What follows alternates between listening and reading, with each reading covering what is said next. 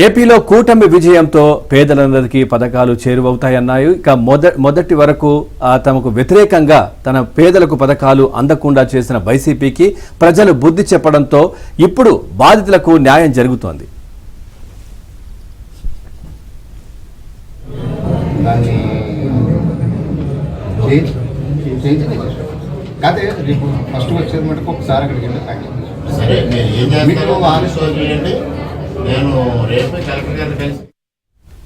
మొన్నటి వరకు ఏపీలో అధికారులు వైసీపీ నాయకుల మాటలే వేదవాక్కుగా పనిచేశారు. తూర్పుగోదావరి జిల్లా ఆనపర్తి మండలం కొత్తూరు గ్రామంలో టీడీపీకి అనుకూలంగా మాట్లాడారు అన్న ఒక్క కారణంతో సుబ్బారెడ్డి అనే వృద్ధుడికి పింఛన్ నిలిపివేశారు. 7 నెలలుగా పింఛన్ ఇవ్వకుండా అతన్ని ఇబ్బంది పెడుతున్నారు.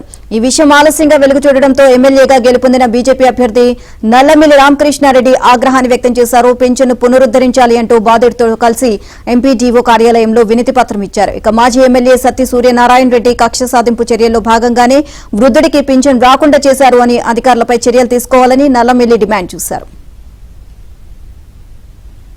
డాక్టర్ సత్తి సూర్యనారాయణ రెడ్డి గారు చేసిన అవకాశాలకి నిదర్శనం ఈ గొలుగూరు సుబ్బారెడ్డి గారు.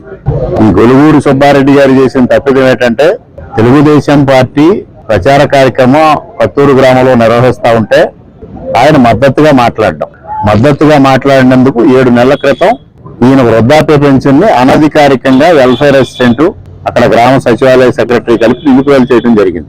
2 నెలల పాటు వారు అక్కడ కత్తూరు గ్రామంలో ఒక అరాచక శక్తి ఉంది. ఆ అరాచక శక్తి చుట్టూ ఇట్లా తిరిగి చివరికి విషయం నా దృష్టికి వచ్చిన తర్వాత నేను వచ్చి అప్పుడు ఎంపీడీఓ గారికి ఫిర్యాదు చేయడం, వెంటనే అప్పుడు ఎంపీఓ గారు స్పందించి 3 నెలల పెన్షన్ ఇప్పించడం జరిగింది. తదుపరి సూర్యనారాయణ రెడ్డి గారు అదేవిధంగా ఆ గ్రామంలో ఉన్న అరాచక శక్తి ఒత్తిడితో ఎంపీడీఓ గారు ఈ వృద్ధాప్య పెన్షన్ ని గండేపల్లి మండలం సూరంపాలెం గ్రామానికి ట్రాన్స్ఫర్ చేయడం జరిగింది.